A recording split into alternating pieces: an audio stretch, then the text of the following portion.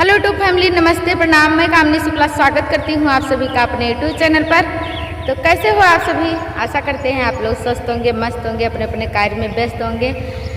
तो आज हम बहुत ही धमाकेदार सुपरहिट सावन गीत लेकर आए हैं और आज सावन का पहला दिन है।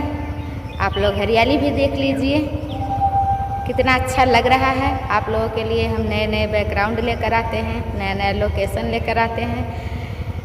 केवल आप लोग हमारे पर कृपा नहीं बरसाते हो, प्लीज़ आप लोग कृपा बरसा दीजिए। भगवान भोलेनाथ अपनी तीसरी नेत्र भी खोल दीजिए। तो आज हम बहुत ही प्यारा सॉन्ग लेकर आए हैं जो है भोजपुरी तर्ज। तो आइए देर ना करते हुए आप लोगों को गाना सुनाते हैं।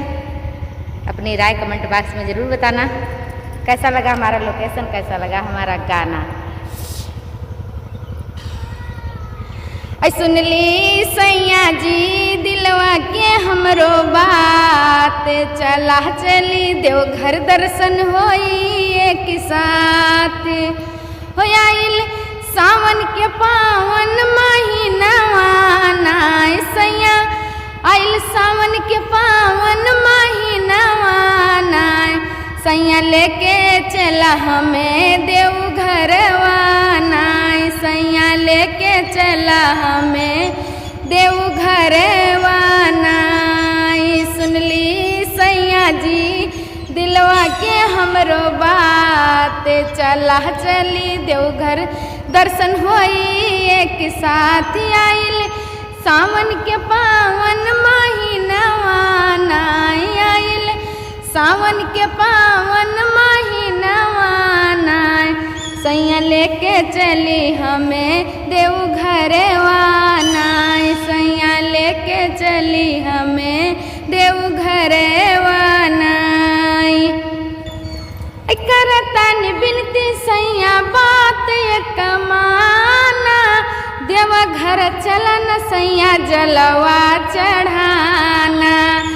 करतन बिनती सैया बात एक माना, देवघर चलन सैया जलवा चढ़ाना। चल के करल जाई भोले कई दर्शनवा नाय, चल के करल जाई भोले कई दर्शनवा नाय सैया, लेके चली हमें देवघरवा नाय सैया, लेके चली हमें देवघरवा नाय। सुन ली सैया जी दिलवा के हमरो बात, चला चली देवघर दर्शन होई एक साथ। हो आइल सावन के पावन महीनावा नाय, आइल सावन के पावन महीनावा नाय सैया, लेके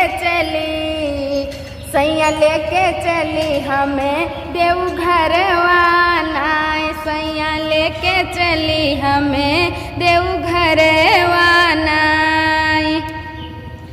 जाई न सैया जी अकेले तू बजरिया, तब तक हमहू घर करती तैयारिया। जाई न सैया जी अकेले तू बजरिया, तब तक हमहू घर करती तैयारिया। चल के करल जाई गंगा मैया के स्नानवा नाय, हो चल के करल जाई गंगा मैया के स्नानवा नाय सैया, लेके चली बलमु लेके चली हमें देवघरवा नाय सैया, लेके चली हमें देवघरवा नाय। सुन ली सैया जी दिलवा के हमरो बात, चला चली देवघर दर्शन होई एक साथ। आइल सावन के पावन महीनावा नाय, आइल सावन के पावन महीनावा नाय सैया, लेके चली हमें देवघरवा नाय बलमू, लेके चली हमें देवघरवा नाय। होडी के बलमुआ लेके चली हमें देवघर